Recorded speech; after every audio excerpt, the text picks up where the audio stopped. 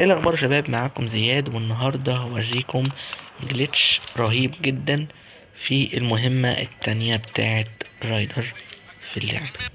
خلينا نتخطى على طول وهيطلبوا منا نركب، وهنروح عند الحلاق وهنروح هناك وهرجع لكم. واحنا وصلنا المكان اهو، وهو بيقول لك ايه بقى؟ ان انت لما يطلبوا منك ان انت تخش هنا تاخد رايدر في مكان بعيد، احنا هنوديه تاني جروب ستريت. هنوصل هناك وهرجع لكم تاني. يا شباب، احنا وصلنا هنا وهنركن العربية بتاعته ونسيبه جنب البيت بتاعه ونروح تاني بقى للحلاق. احنا وصلنا عند الحلاق اهو.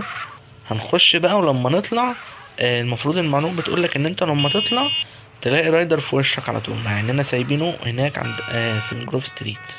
خلينا نخش ونختار حلقة،